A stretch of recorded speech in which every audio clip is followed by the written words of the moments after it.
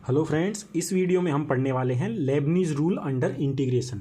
यदि इंटीग्रेशन के अंदर हमें कोई फलन दिया हुआ है और उसका हमें डिफरेंशिएशन करना हो तो हम किस तरह करेंगे। तो आइए देखते हैं कि यदि हमें इस तरह दिया हो कि जो इंटीग्रेशन की लिमिट्स हैं वो किसी एक्स का फंक्शन दिया हो और अंदर फंक्शन हो एक्स और टी वेरिएबल में, और उसका हमें एक्स के सापेक्ष करना हो, डिफरेंशिएशन करना हो, तो हम क्या करेंगे कि integration of A X to B X del upon del X, जो एफ एक्स है उसका एक्स के सापेक्ष पार्शियल डिफरेंशिएशन करना है और डी टी एक बार तो ऐसे ही लिख देना है। फिर जो फंक्शन है उसमें टी की जगह अपर लिमिट लिखनी है और जो अपर लिमिट का डेरिवेटिव मल्टीप्लाई करना है, माइनस एफ एक्स जो टी है उसमें टी की जगह लोअर लिमिट लिखनी है और लोअर लिमिट का डेरिवेटिव हमें कर देना है। ये आता है upper limit minus lower limit की तरह, आप इसको ध्यान में रख सकते हैं। ठीक है, अब इसका यूज कहाँ आता है और कैसे यूज किया जाता है, तो आपने कई बार सवाल देखे होंगे कि limit x tends to zero integration zero to X cos T D T upon sine X. अब एकदम से इसको देखते हुए देखते ही ऐसे लगता है कि पता नहीं क्या है, लेकिन अगर आप देखें इसको तो limit x tends to zero, आप तो सीधा लिमिट रखो, यहाँ जीरो रखेंगे यहाँ जीरो रखेंगे, जीरो से जीरो इंटीग्रेशन क्या होता है, किसी भी एक पॉइंट से दूसरे पॉइंट तक इंटीग्रेशन, उसी पॉइंट तक इंटीग्रेशन करेंगे तो वो जीरो होता है। तो जीरो और साइन जीरो जीरो, तो ये जीरो बटा जीरो फॉर्म बन गई। ठीक है, जैसे ही जीरो अपॉन जीरो फॉर्म बन गई तो ये एल ऑपिटल रूल को यूज करेंगे इसकी लिमिट फाइंड करने के लिए। तो आइए देखते हैं। और साथ में क्वेश्चन एक ऐसा भी आता है कि यदि F X is equal to this, जहाँ जी एक रियल वैल्यूड फंक्शन है, तब एफ डैश एक्स क्या होगा, डायरेक्ट भी हमसे पूछ लेता है। ठीक है, तो पहले हम देख लेते हैं कि ये इस क्वेश्चन को हम कैसे करेंगे। देखिए, जैसे ये है, अब ये लिमिट हमसे पूछ ली तो हम तो लिमिट रखेंगे तो जीरो अपॉन जीरो फॉर्म बन गई, तो एल ऑपिटल यूज करेंगे। जैसे एल ऑपिटल यूज करेंगे तो हम ऊपर भी क्या करते हैं, डिफरेंशिएशन, एंड नीचे भी डिफरेंशिएशन करते हैं। तो अब देखिए, यहाँ अगर हमको नहीं आता तो हम सीधा ऐसे नहीं लिख सकते कि इंटीग्रेशन को हटा दें और काम हो गया हमारा, नहीं। यहाँ पे कौन सा यूज आएगा, लेबनीज रूल काम में आएगा। अब इसको लगाएंगे। ठीक है, अब ये लगाना पड़ेगा, तो इसको अलग से फाइंड करके हम लगाते हैं। देखिए, D upon D X zero to X cos T D T, उसी फॉर्म का आ गया, जहाँ एफ एक्स टी क्या है, कोज टी, केवल टी का फंक्शन है। अगर एक्स का होता तो हम उसको भी कर लेते।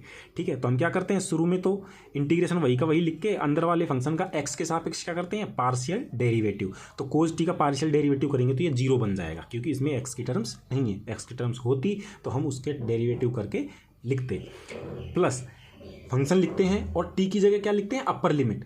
तो टी की जगह क्या लिख दी, अपर लिमिट क्या है, एक्स, तो एक्स लिख दी, और ऊपर वाले फंक्शन का डेरिवेटिव करते हैं। ठीक है, तो एक्स का डेरिवेटिव कर देंगे तो क्या आ जाएगा, वन आ जाएगा यहाँ। ठीक है, माइनस साइन आता है, हमारे फॉर्मूले में है, एंड कोज टी की जगह क्या लिखते हैं, lower limit, cos zero, and नीचे वाले फंक्शन का डेरिवेटिव। तो इसको जीरो का डेरिवेटिव करेंगे तो ये जीरो ही आ जाएगा। तो देखो, ये जीरो बन गया, ये वन होके और जीरो बन जाएगा, तो ये भी जीरो बन जाएगा। अब बचा क्या हमारे पास, कोज एक्स, इसका डेरिवेटिव होके वन हो जाएगा, तो कोज एक्स बचा, तो ये कोज एक्स आ गया।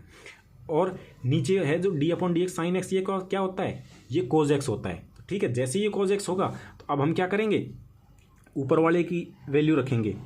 ठीक है, तो cos x upon cos x, इसकी वैल्यू हमने रखी है, इसकी वैल्यू क्या है, ये कोज एक्स है, और इस पूरे की वैल्यू क्या है, ये कोज एक्स, और ये लिमिट यहाँ लगी रही है अभी, तो ये लगी रही है। तो cos x upon cos x one, and limit x tends to zero one is equal to one. तो इस तरह इसकी क्या वैल्यू आ जाएगी, is equal to one, answer. ठीक है, अब एक एग्जाम्पल हम ऐसा ले लेते हैं जिसमें एक्स एंड टी दोनों की टर्म्स अवेलेबल हों। तो देखिए, F X is equal to zero to X X square minus T square G T D T. ठीक है, मतलब इसमें से अब ये थ्योरी अगर आप हमको कंप्लीट है तो हमें इससे कैसा भी क्वेश्चन बना दे तो हम कर सकते हैं। जी टी डी टी, जहाँ जी एक रियल वैल्यूड फंक्शन है, ठीक है, तब एफ डैश एक्स क्या होगा।